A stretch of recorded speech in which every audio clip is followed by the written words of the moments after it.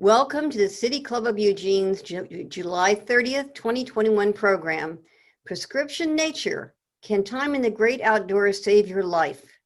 This is a 42nd program for our 2020-21 programming year. My name is Kitty Piercy, and I am the City Club President. Glad you're here. Support for the City Club is provided by our members and sponsors. You can become a member of City Club at our website, cityclubofeugene.org. Our programs are always available on your YouTube channel and on our Facebook page, and are broadcast on public radio station KLCC 89.7 on Mondays at 7. We have both business and in-kind sponsors, including our diamond sponsors, Kaiser Permanente, University of Oregon, Peace Health, and Lane Community College, as well as generous support from the City of Eugene and from Lane County. In today's program, we welcome Jared Handley with Nature Quant, Dr. Christopher Minson, U of O Human Physiology, and Katie Lynch, U of O Environmental Leadership Program. Biographical information on our speakers is available on our website, cityclubofeugene.org. I would like to thank Karin Knudsen for coordinating today's program. Can an hour a day keep the doctor away? After a year weathering the COVID-19 pandemic, no one can deny the therapeutic benefits of nature and wide open spaces. American national parks and other public lands are reporting record numbers of visitors for a second year in a row. But what about accessing nature's benefits closer to home? Can we all get the nature we need nearby? The answer likely depends on your zip code, maybe even your street number. A Eugene-based startup, Nature Quant, is combining data and infrared technology to create vegetation heat maps that show how healthy a special location is likely to be based on its green cover. Along similar lines, researchers at the University of Oregon are working to understand the influence of access to nature on environmental physiology, the study of how the environment impacts an organism's functions. As researchers quantify the long-term and holistic benefits of nature exposure, education programs that support equitable access become even more important. Today's City Club speakers will tell you just how much nature you need, what happens if you do or don't get it, and how local programs are working to expand nature access to everyone within our community. Our format today includes a question and answer period with city members via Zoom.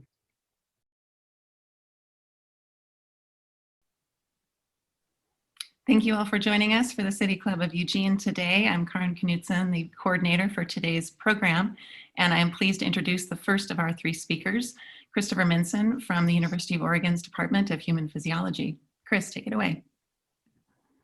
Thank you. Really an honor to be here and to speaking to City Club of Eugene. Quick side story.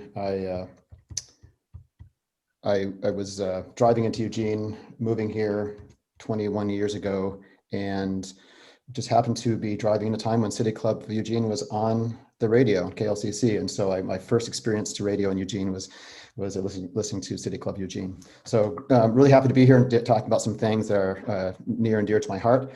And that is really looking at nature, environmental exposure, and these different factors, how we can improve human health. I'm a professor at University of Oregon with expertise in biomarkers of cardiovascular and metabolic health and thermoregulation. So jumping right in, humans are really well adapted to survive in extreme outdoor environments. In fact, it's really helped shape human evolution. We used to be able to chase down animals that are much, much faster than us in the right environmental conditions. Hot, dry conditions, we can outrun gazelles and other things that where normally we can't even catch a squirrel. So it's by using the environment and our adaptations to these environments, we can really survive very well. Cold is a little bit different for us in the sense that we had to use our large brains to hunt and kill their animals and then wear their skins to keep us alive. But for the most of human evolution, we have been exposed to the natural environment constantly and consistently. Despite living and thriving in extreme environments, Humans are homeotherms. We like to keep our body temperature really stable. We like to remain comfortable. We don't like to have these extreme challenges to our body and to the way we feel. So by way of example, hot day, we're going to jump in our air-conditioned car, go to our air-conditioned work. Cold day, we're going to crank the heat in our cars and in our homes and our workplaces. And so we really are keeping our challenges to our homeotherm abilities really, really stable. And my question is that a problem? Well, I think it is. I think humans are becoming way too comfortable. Humans are becoming thermostatic. We're not challenging ourselves that way. There's a lot of aspects of nature that we're not getting exposed to that we used to. So this was brought up and discussed really well in a very recent book called The Comfort Crisis by Michael Easter. Really interesting book, great read, and goes into a lot more detail than I'm going to be able to go into today. So we are really moving into what's called the urban century. We are now living in an environment that is drastically different than 99% of human history. We're using those large brains I mentioned earlier to get us to go from living in and doing everything outdoors to, the turn of the century, the 1900s, where we started having improved air conditioning and heating, not to the 1950s, those have really come about, but those really did change dramatically what we're experiencing on a daily basis. And it's only gotten dramatically more so, again, mentioning the air conditioning in cars and heatings and in offices. We really don't have to spend much time outside if we don't want to. So more than 50% of Americans do not go outside for activity or exercise at all. And the average child spends just 4 hours per week outside, half of what their parents experienced. So if we look at the major causes of death in the United States, 5 of the 6, cardiovascular disease, cancer, respiratory diseases, diabetes, and Alzheimer's disease, are all physiological manifestations of disease and death. And of course, rates of obesity, inactivity, mental illness, they're all on the rise and are major contributors to modern diseases. So if we look at mental health in the United States as well, from the year 09 to about 17, there was a dramatic increase in the rates of of depression rates in the country. And particularly we saw this rise in the 16 to 25-year-olds, dramatic increases. But even across all age groups, we're talking about 5 or 10% of the population has reported major depressive episodes. So really a major problem. And of course, now with the pandemic, anxiety and depression, our rates are even higher than ever, right? Everyone's heard many different cases of this. Symptoms of anxiety and depression greatly increased over the last few years. So part of what I do in my research is to look at, can we use environmental conditioning to target these modern diseases? And particularly in my work, I've been focused on heat stress and cold stress, but I'll go talk about a couple other things as well. So the populations I've studied really look at people who are sedentary, people who are hypertensive or have high blood pressure, people who are obese, as well as the older individuals. And we look at a lot of physiological as well as biomarkers of memory diseases as well. So the question is, do humans need nature, or can we live entirely in a built environment and be healthy? Well, there's something called the biophilia hypothesis, and this is put forth by the famous biologist E.O. Wilson. It basically states that humans possess an innate tendency to seek out connections with nature and other forms of life. And this concept has been really pushing forward hundreds and hundreds of studies, really looking at that and showing that nature equals health. And it's just backed by all this great data now. And it's taken to such an extent that the Japanese started this concept called Shinrin-yoku, or forest bathing. And this forest bathing is really just immersing yourself in nature. And this concept of forest bathing and getting exposure to nature is really driving a lot of changes to how we view city development and trying to get people into nature in urban areas. So, but does the science back this up? So this is data from Rojas Rueda from Colorado State University in 2019. And they performed what's called a meta-analysis. A meta-analysis is where they go through and look at a whole bunch of other studies, pull all their data and combine it to one very, very large study. It really is kind of the largest way of looking at data. It's one of the most powerful ways to be convincing about whether something exists or not.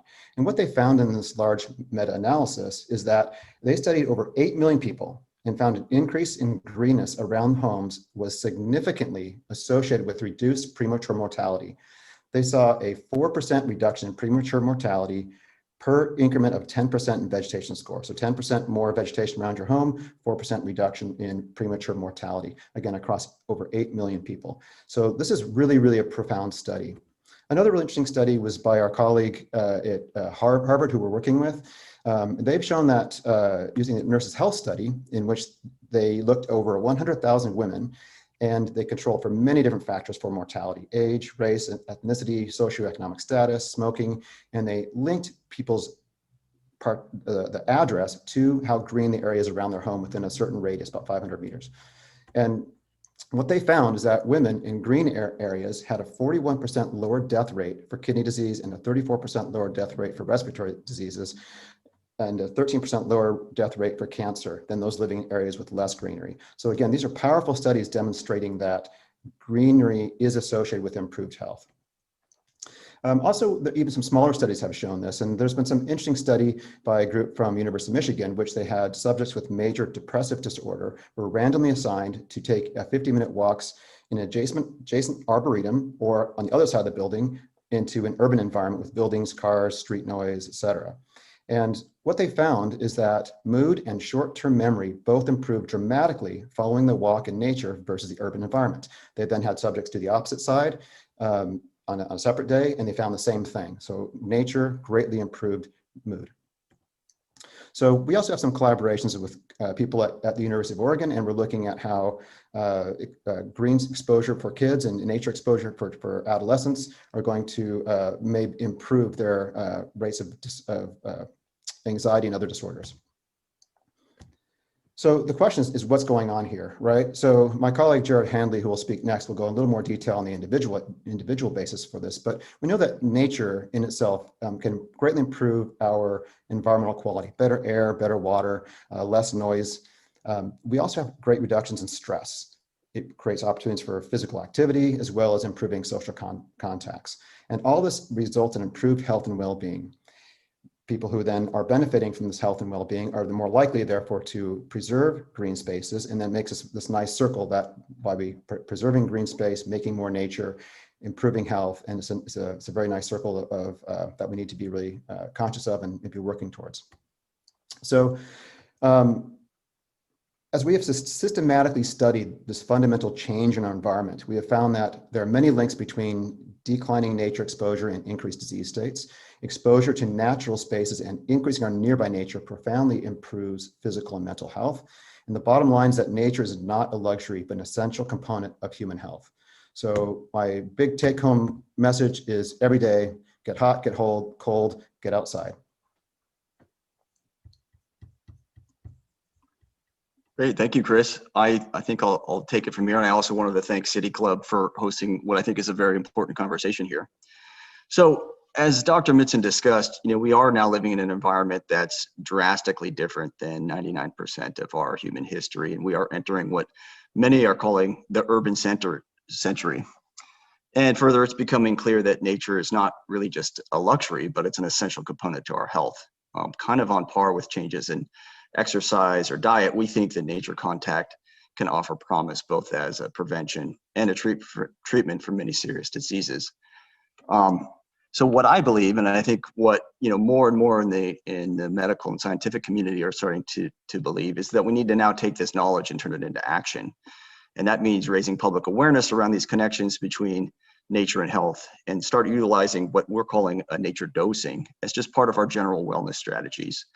And so, one way I think I want to illustrate this is just kind of paint a picture for you, if you will. So here's what happens when you walk into a natural setting. And this is based on dozens of studies that have observed these findings repeatedly. So after you walk into a natural setting, your heart rate goes down, your blood pressure drops, your cortisol level goes down. And cortisol is like a stress hormone that can be rapidly monitored. Your memory and also your ability to concentrate goes up. So if we test you after you've been in a natural area versus been in an urban environment, all those measures improve. Your immune system actually becomes stronger. And so there's these cells, they're called natural killer cells. They're actually a white blood cell that can contain viral infections, or they also attack cancer as it starts. Your natural killer cells go up after nature exposure, and they stay up for weeks after your exposure. We've also even found that after you go into a park, you're happier. That's been observed not only via surveys, but we've done this fun little association where we look at the sentiment of tweets, and we know if you're tweeting from an urban environment or from a park. And it turns out when you're in a park, your tweets are incredibly happy, even happier than we see on Christmas morning. So I guess if there's one action item I think to take away from my comments is that you need to go outside, and it looks like the right dosage at a minimum is to be outside for 120 minutes a week, so 2 hours a week. And when you're outside, ideally you're exposed to some type of natural environment. And in addition to that, if you can have your outdoor sessions be at least 20 minutes in length, that is preferable. So why else I think am I and many others so excited about this notion of nature prescriptions as a new health tool? Well, there's a bunch of other advantages. They're basically free, unlike most medications. There's very few side effects. I mean, you might get a little bit of a sunburn or a bug bite, but virtually no side effects of being outside. And it's very practical. You don't need a doctor to prescribe it or a pharmacist to fulfill a prescription. So it's quite convenient in that way. And there's just few other interventions or medications that can boast all these attributes. And then the one other thing I wanted to touch upon, and this I think steps a little bit away from nature and health, but I think it's important as we think about nature as part of our environment broadly, is that there's a lot of other what we would call co-benefits to nature around your home or just accessing nature generally. Our data has shown that nature around your home affects the property values. As Dr. Minchin mentioned, the more nature there is in a location, the more likely you're going to find better air quality, particularly as it relates to small particulate matter. Nature is one of our best tools for reducing urban heat islands, which, as here we are in the middle of the summer, is a very important topic. Trees can even reduce your energy bills. They can block cold winds or provide shade in the summer. A lot of people find nature aesthetically pleasing. And we've even found that there's an association between the amount of nature where you live and the rates of disease transmission. So even things like COVID seem to be reduced when you're in an environment with a lot of nature. And we don't know if that's because of better air quality or improved immune systems or potentially all of the above. But these associations are profound, and they're not necessarily being utilized by a lot of public health approaches or city planners or even general economic models. And I think one of the reasons they're not broadly utilized is there's just not a lot of practical tools out there to quantify nature or assess the exposure of nature or to track the change in nature over time. And beyond that, we kind of lack a consensus around what is a standard measurement of nature or nature exposure. And so I was devouring all the scientific literature. I'm a big numbers guy, and I was reading all these scientific findings and then just observing the lack of public awareness around these connections and the lack of utilization of nature as a tool. And I wanted to find a way to bridge that gap. And I kind of ironically came to the conclusion that we need to use technology to get people outside. And because of that, we founded a company, myself and a few other co-founders, called NatureQuant a few years ago to solve this problem by delivering a suite of technologies that can assess and promote the impacts of nature on our lives. And we do this by giving nature a number. And I know that sounds oddly simple, but I do think it's powerful. I mean, if you think of something like Bitcoin, which really has no intrinsic value, but once you put a number on it and start tracking it and trying to optimize it, it just becomes part of everyday decision making. And we felt like nature needed a number. And so we did that. And the first way we did that was create what we're calling a nature score. And a nature score is really a measurement of the amount of beneficial nature around any location. So for example, you can go to our website and get a nature score for where your house is, and it'll measure the nature within a certain radius around your home.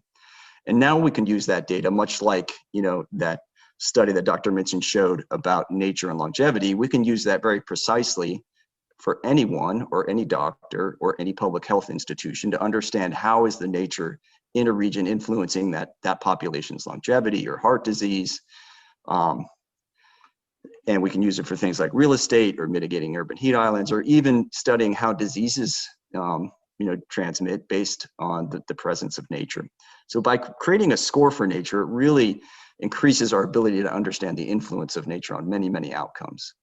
The second thing that we're about to launch is actually a mobile application, which we're calling Nature Dose. And what that does is it tracks your individual exposure to nature over time. So this allows you to do things like goal setting. You know, it became very popular a few years ago to like this notion of getting 10,000 steps. So this is a similar tool, whereas you're not really tracking your steps, but you're tracking your time exposed to nature. And beyond that, your time outside.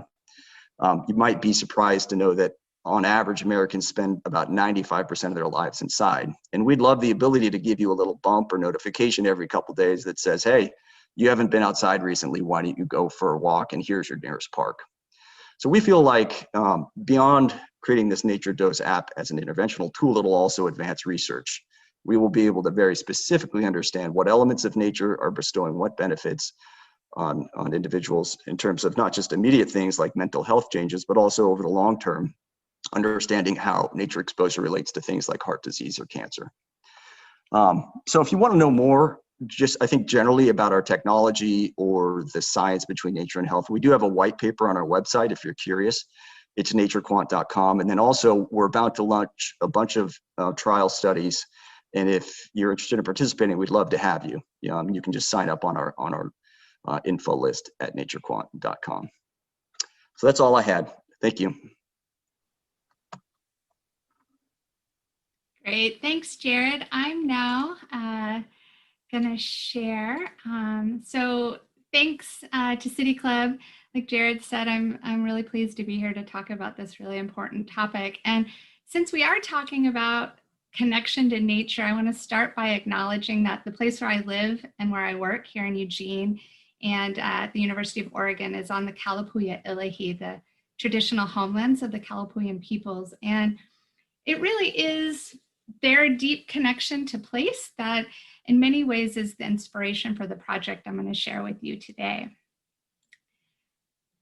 So just like Jared and Chris shared, there's overwhelming evidence showing that there's health benefits to getting outside.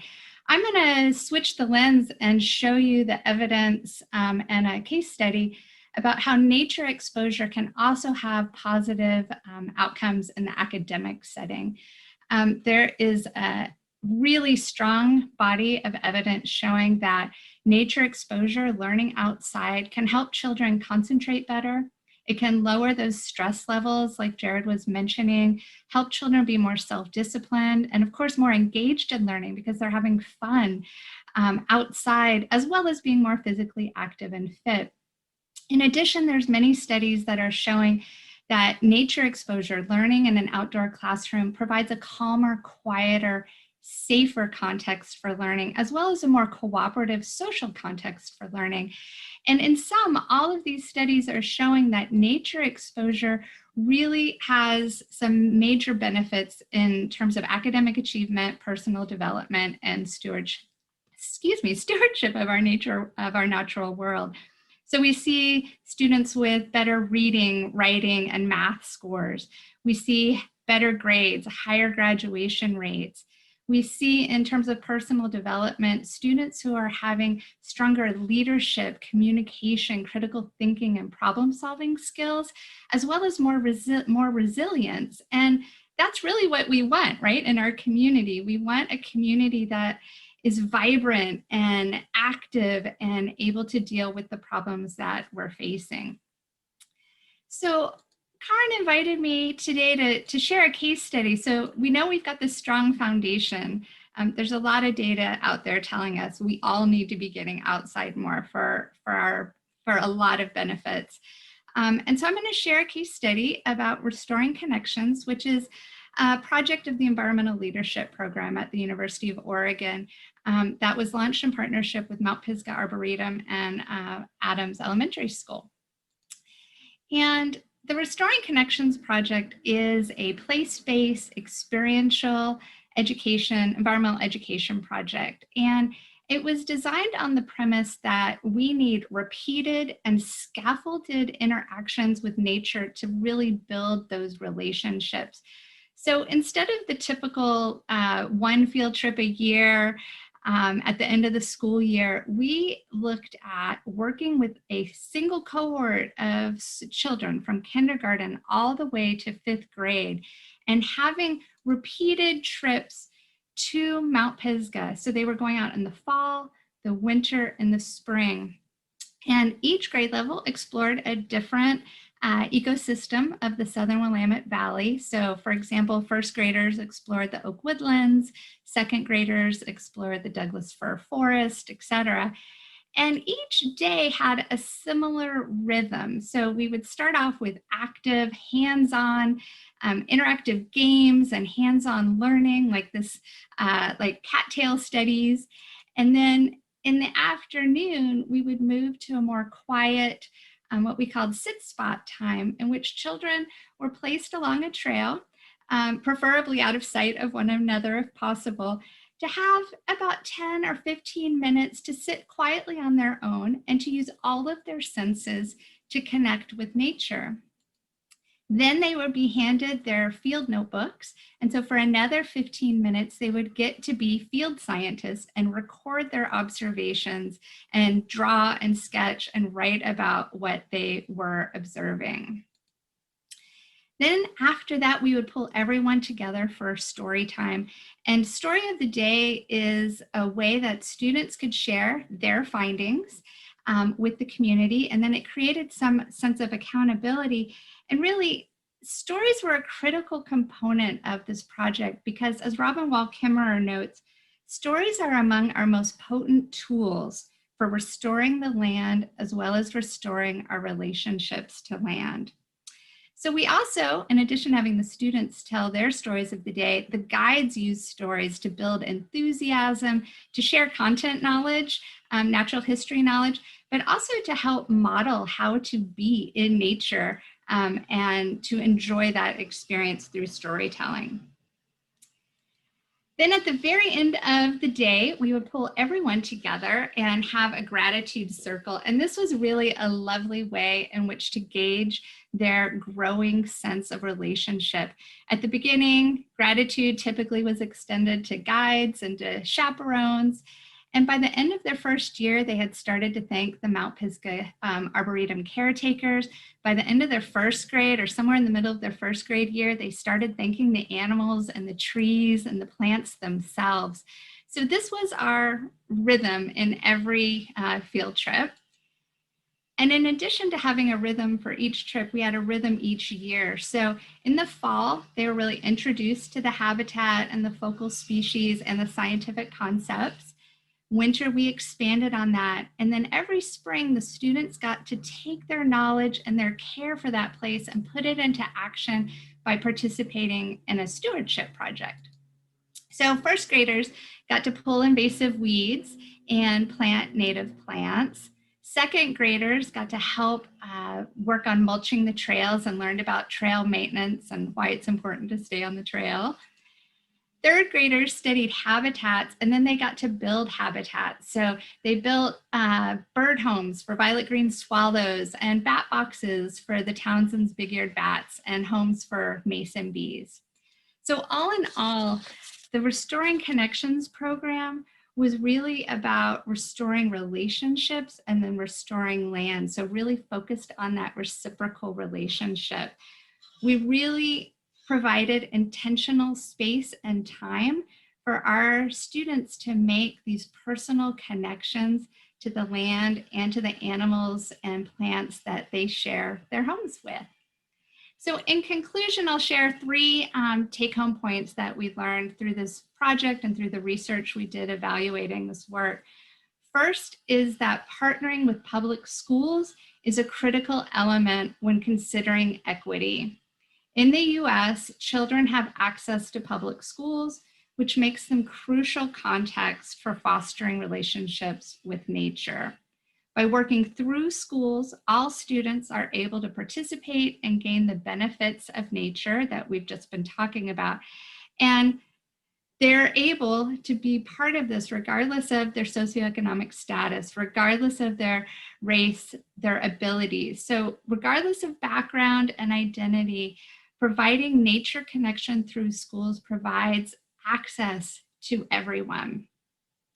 Second, while our focus was really on developing this personal relationship and connection to nature, we were able to integrate the next generation science standards into our curriculum. And that was really important, that teachers and principals, administrators didn't see this field trip as an add-on, as something extra or like a bonus at the end of the year for good behavior, but that this was really part of the curriculum. And we really spent time framing that, both for the teachers and the chaperones and the students, that this was not an all-day free recess, crazy day, but that we were going to take our science classroom outside.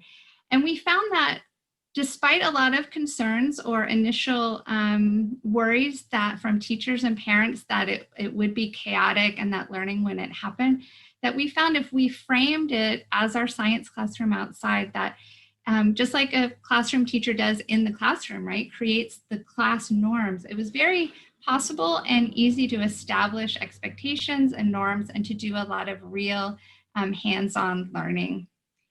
And finally, I want to end with saying that we need to be more proactive in using our school grounds and our nearby parks for outside learning. Doing so is a strategic, cost-effective tool for improving academic, mental, physical well-being of our youth. And given this past year and the shutdowns due to COVID, we need it more now than ever. So I want to thank you for listening, and I think I'm now going to turn it back to Karen to open it up for questions and answers.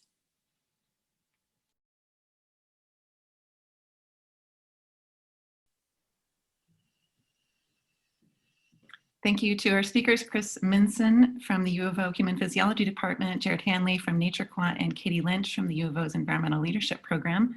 For our first question as a part of City Club's moderated Q&A, we're connecting some dots. So this program today came about as the result of some feedback from City Club's April 30th program on the urban forest, which included Scott Altenhoff, City of Eugene urban forester, Vivek Chandas from PSU, and U of O's Bart Johnson. And the question is about how we get closer to having more nature available to everyone. In that program, there was a lot of discussion about the current inequities of access to green space, both park space and green leafy trees along streets, cooler spaces, vegetated spaces, and a question, and maybe other listeners are thinking about this as well, about how we might think of expanding people's easy access to nature. What are the policy action items or the planning action items that we can think of that don't just orient more and more green space in places where it already exists, and not nearly the same amount of advocacy in parts of our community that do not have easy access to nature. So Chris, and then Jared and Katie. Sure, I'll take a quick stab at this and then I'll push it on to Jared, since I know that he's spoken eloquently about this previously. I will say that it's a very, very important question, and one that's near and dear to all of our hearts for sure, and certainly a central component of what Nature Quant is doing. I'll leave some comments here open for Jared, but what I will say is that, I talked about some biomarkers of health and mental health and other things, and those groups who benefit the most from getting more nature and more nature exposure are the ones who have it the least and come from the more disadvantaged communities. And so what I know Jared's going to speak about here in a second, I can certainly preface that by saying the impacts are most profound in those who have the least. Yeah, that I think is one of the, for us, most urgent challenges. And I think, one way to start solving that problem is really understanding it. And the way we help understand that is with a lot of robust data around these existing inequities, which are actually quite profound. So we've run a number of studies, basically pairing a bunch of socioeconomic factors with the existing green infrastructure, if you will, by communities. And it turns out, unsurprisingly, the wealthier, healthier neighborhoods to begin with already have the most nature. And so that's something that shouldn't exist when it's really a public good that should be funded, by the city that you live in or by whatever municipality is managing those parks and managing the tree inventory of that city. So we've created maps of really the top 500 cities that show by neighborhood the amount of existing nature. So you can almost instantly compare nature-rich communities and nature-deficient communities. The other thing that I think that we can provide to help solve this problem is the understanding that, again, nature is actually a great tool to mitigate a lot of the problems that we're seeing in terms of urban heat islands, which I know was addressed in your previous City Club talk, but also health. And when you realize that investing in green infrastructure improves public health, if you're just purely talking about economics, the ROI on that is enormous. And so once I think we generally appreciate the health benefits nature is providing, that hopefully will open the purse strings a bit and fund more green infrastructure broadly, particularly in those communities of the most urgent need. I don't have a lot to add to that, except just, again, I guess, to bring that perspective of the schools and using schools as a vehicle to do this, and that they're public schools. And there has been a really robust effort nationwide during COVID to look at outdoor classroom infrastructure and to work with the assets in the community. I mean, we have a fabulous green architecture program at U of O. We have other assets, the environmental leadership program, right? We have ways that we could mobilize resources to look at our school grounds and how could we make them greener, because kids are going there. So we don't have to always necessarily solve the problem of funding for buses or for substitutes or how to get kids to the place, but what resource do we have at the school grounds to green those spaces to make it more accessible to everyone. If I could add just one more thing, there's a broad environmental justice movement occurring, not just around green infrastructure, but also hazardous pollutants.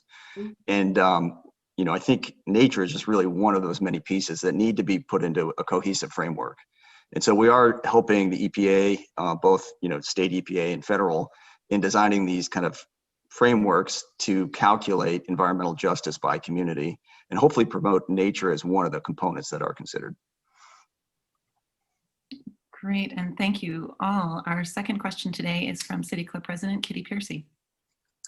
Hello, thank you so much for being here today. A great conversation, something that interests me a lot. And before I ask my question, I just want to comment that the City of Eugene actually did an overlay study of all of our neighborhoods to look at the access to green space. And that was a few years back, but I just wanted to be sure you had that in your portfolio of knowledge, because my fear is always being that we do this good stuff and then it doesn't get out, it doesn't lead to anything in particular. So just to bring that up. The other thing that I don't know that you've done any work on, any of you, but I want to bring it forward to you and ask for your comments on it.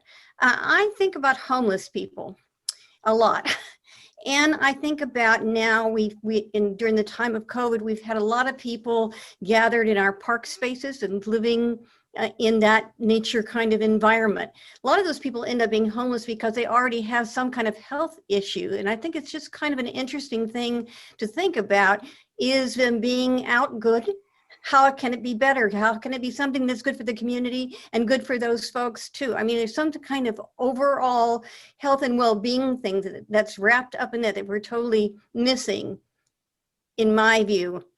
And there may be some things that are much more nourishing for somebody who's working their way through life's difficulties to be in an outdoor environment as opposed to in a shelter or in an indoor space in an urban setting. So just wanted to throw that out to you to think about in terms of your work and whether you have any thoughts about that right now. Sure, I can take the first step at that, I guess, a little bit. We can speak about nature and its health benefits and its mental health benefits and all those kind of things, but it's a piece of a puzzle. And I do not have the knowledge base to speak on homelessness and all the aspects that go around with that. But I can certainly say that, looking at their nature exposure and saying, well, they live outside, therefore they're going to be more healthy. There's so many different factors that play into that. I certainly having, regular sleep, having regular access to food and healthy water, clean water, sanitation, those kind of things are so critical. And those are going to kind of overpower, I think, a little bit the benefits of being outside for sure. I don't want to flip this into a negative towards a homeless community by any means, but I will say that one challenge has been that based on where a lot of the homeless are living, it is making access to public parks, especially in the areas that are less affluent, harder for people who live there, right? And so it's a very, very difficult situation that unfortunately, I don't think any of us have the answer for, but I'm glad that it's at the forefront of discussion. Yeah, I don't have a ton to add on that other than that I think that is a missing piece in the research for sure. I mean, a lot of the research historically has been around where you live and how much nature is near you. If you don't have an address, you're going to slip through the cracks. And a lot of the data we collect on public health is like based on census tract or, various, health reporting agencies that I don't think are identifying those populations.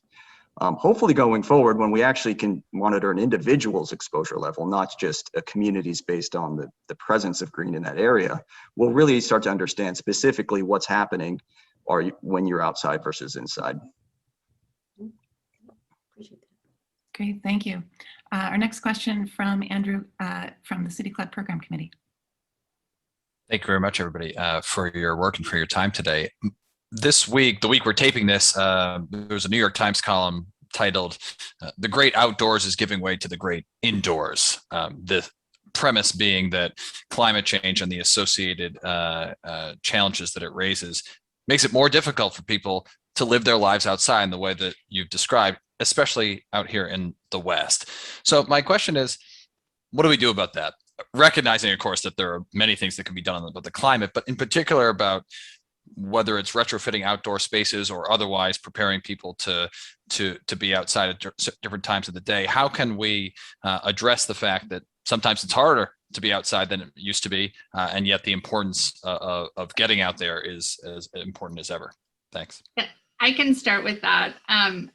I think there needs to be, and I think Oregonians already have this, but some folks don't, that, we don't just go outside in the summer. We go outside all year, right? And people donate coats. We're able to deal with that equity issue of clothing very easily. Like, that is not a real barrier to getting kids outside all year round. And particularly last year when we had that horrific air quality, and this year is, it's looming there.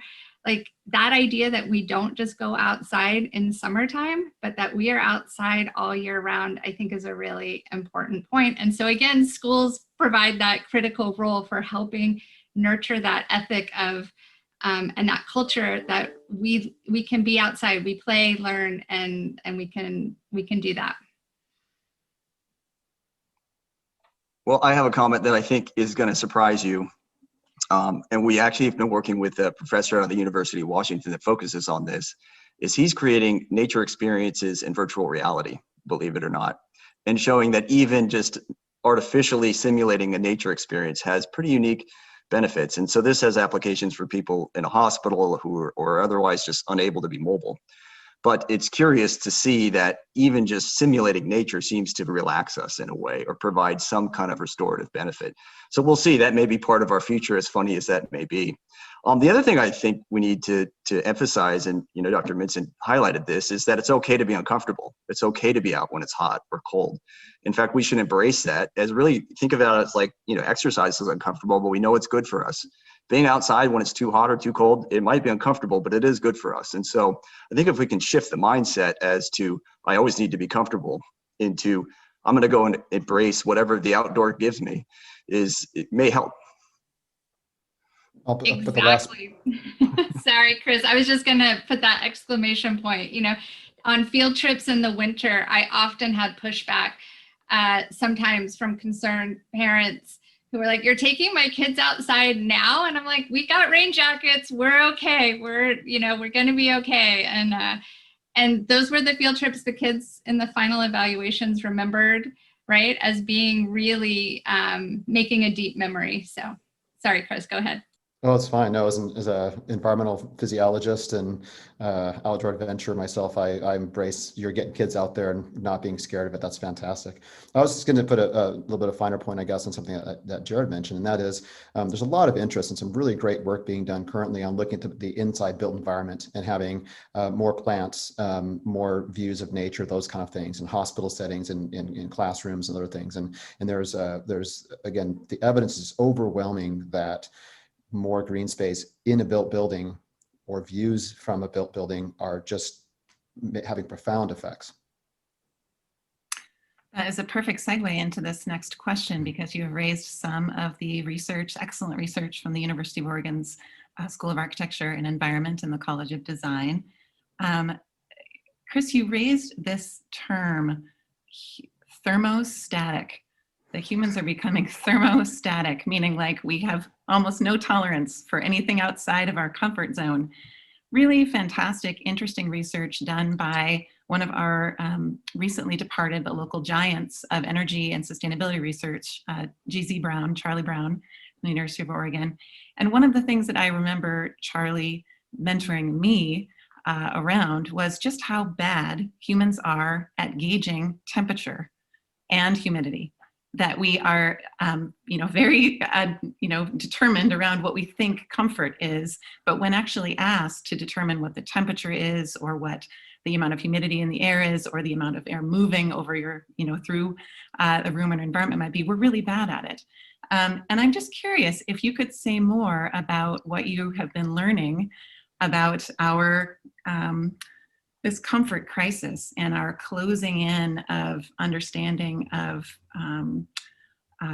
the delight of being thermally stressed in the positivity that comes from that. But just, what have you learned from that research, and how can we better expand our own ability to be comfortable in a wider range?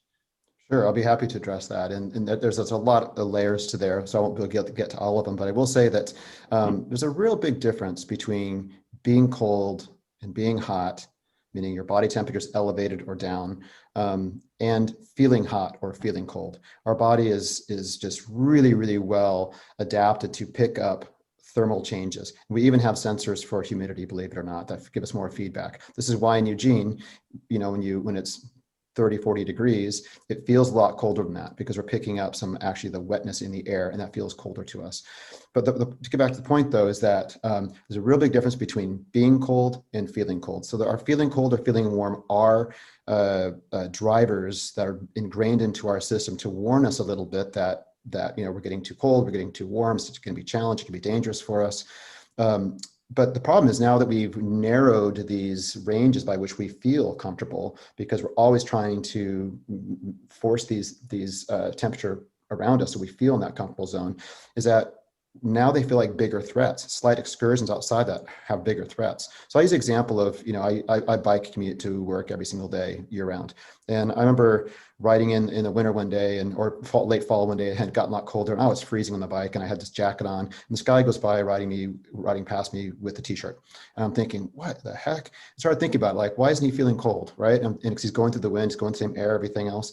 And so I made the challenge to myself of saying, all right, I'm going to every day start decreasing the amount of clothes I have. And very quickly, I got used to where the cold wind across my exposed skin didn't bother me at all. I felt the cold, but I didn't feel cold. So I think that's a large part of what this thermostasis is. And we do know that if people do become too thermostasis, there's all these physiological responses that get shut down. And I won't go into details unless people want me to about what those physiological changes are, but they're associated with all these biomarkers of health. So being thermally static, being anything static, is not how we're designed or we're built for. Thank you so much. And a reminder that if your set points are 68 to 72 degrees, stretching those ever so slightly may be really positive for your health and also for your energy consumption in the environment. Next question has to do with this concept of nature dosing that Jared Hanley introduced, and a question about whether or not the quality or the extent of that nature matters. Like, does it have to be wilderness area? Can it be a small reserve, a neighborhood park space, and a leafy street with a mature tree canopy overhead. How does that influence the positive benefits that come from this exposure? Well, there is this notion of awe that you really only get when you're exposed in a really immersive nature area. Although we are observing, and we're actually studying this specifically, that there are a lot of benefits for simply getting outside or even just walking down a city street that has some nice trees on it. And so while I will say indications are that the more nature around, the more powerful the impact, any exposure is beneficial. I can't say yet precisely what is the optimal dosing and the optimal place to be, but I will say more seems to be better. And so if you're going to take a walk, maybe take the scenic route, but any walk outside is good. And I guess to add to that, in terms of the dosing, I mentioned 120 minutes a week. That's based on a number of surveys, involving thousands of participants, but that may not be true for everyone. And we're going to try and refine that more precisely. Again, indications that more than 120 minutes does provide additional benefit, but that's kind of the minimum effective dose. Brian, could I just add too, in terms of dosing, Jared had brought up that 20-minute marker, and there's some studies that show the 20-minute marker, and this has implications for school districts who are doing their daily schedules, because often recess is 15 minutes.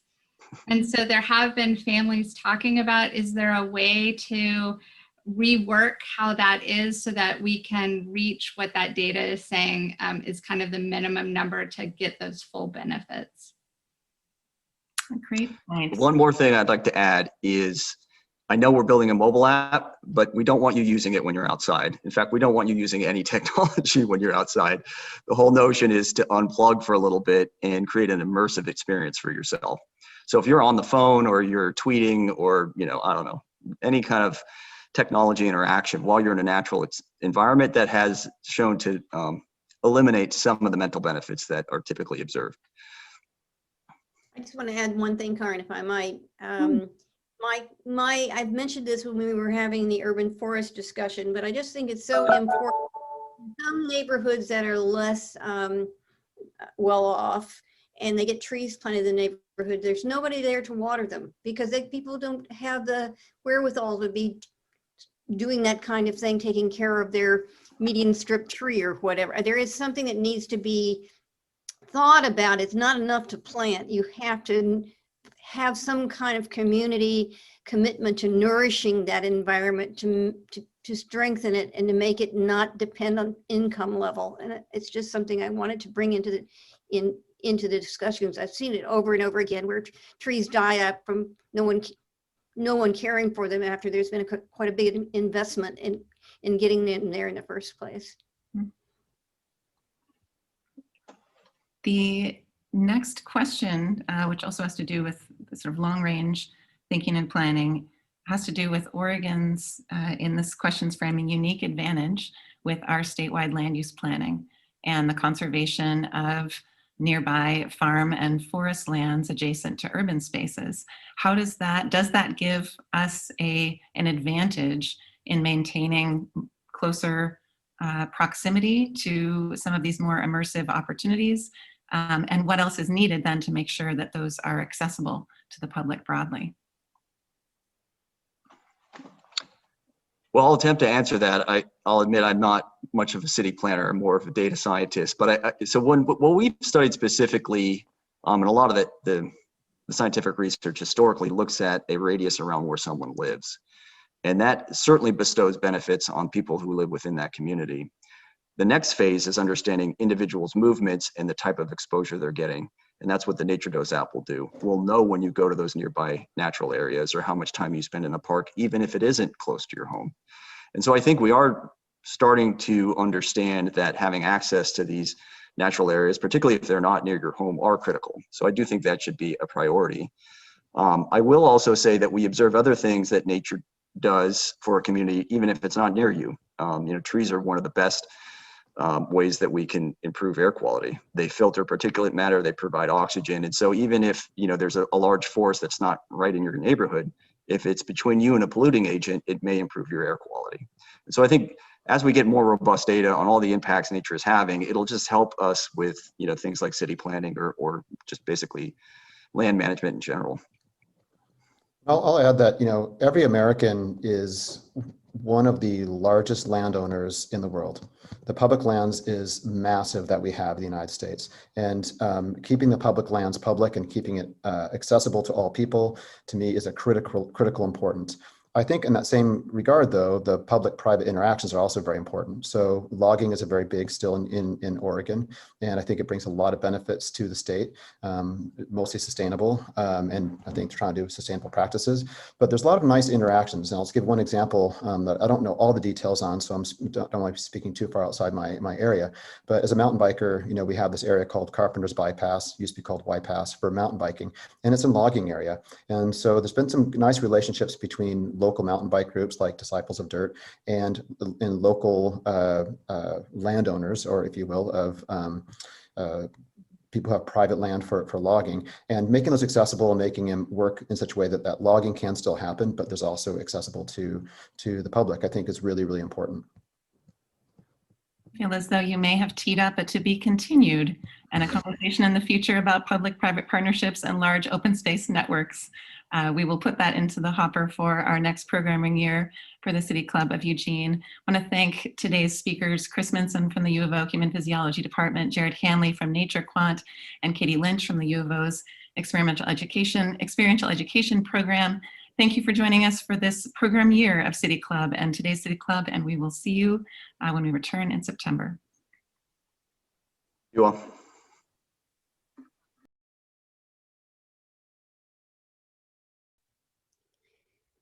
This has been our July 30th, 2021 program, Prescription Nature, Can Time in the Great Outdoors Save Your Life? Before we proceed, I'd like to recognize our diamond sponsors. Kaiser Permanente. Kaiser Permanente exists to provide high quality, affordable healthcare services and to improve the health of our members and the communities we serve. More information at www.kp.org. Support comes from the University of Oregon. Since 1876, U of O has helped Oregonians question critically, think logically, reason effectively, communicate clearly, act creatively, and live ethically. More information at uoregon.edu. Peace Health. Peace Health is proud to serve Eugene, Lane County, and beyond. As your hometown healthcare provider for more than 80 years, our mission is to keep you and your family healthy. Learn more at peacehealth.org. Lane Community College. Lane Community College transforms lives through learning. LCC provides comprehensive, accessible, high-quality education opportunities that promote student success. For more information, visit lanecc.edu. I would also like to acknowledge one of our Sapphire sponsors, Summit Bank. Support for the City Club comes from Summit Bank, your local community bank. An independent community bank headquartered in Eugene, Summit Bank serves businesses and professionals in Eugene, Springfield, and Central Oregon communities. For more information, visit sbko.bank. And our gold sponsors, Sacred Earth Botanicals and Network Charter Schools. Before we thank our speakers today, I have a few quick announcements.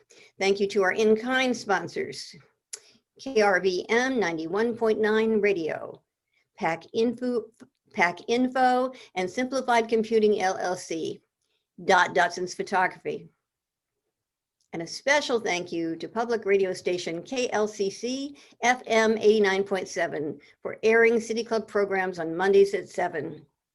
Our programs are always available on our YouTube channel and on our Facebook page. If you are a City Club member, you can ask a question at future taping of our programs. If you are not yet a member, you can join us, and we invite you to do so and then participate. More information is on our website, cityclubofeugene.org. The City Club will be taking a break for a month of August, but we'll be returning in-person programming in September. That's pretty exciting. Our 2021-22 season will kick off in a series of programs on the next normal and what it might mean for our region in the wake of the pandemic. We will discuss education, criminal justice, the built environment, public safety, economic development, and climate change, as well as what residents, governments, businesses, and academia can do to tackle these problems, these important issues. Please join us on September 10th. And in the meantime, we have a fundraising campaign being undergone right now, very important in helping us bring live City Club back to you. Please join us in supporting City Club. More details and information about future programs can be found online at the City Club's website, cityclubofueugene.org. Now I would like to thank today's speakers for a great program. Thank you, Jared Hanley, Dr. Christopher Minson, and Katie Lynch. That concludes today's program. Enjoy your day. We'll see you in September.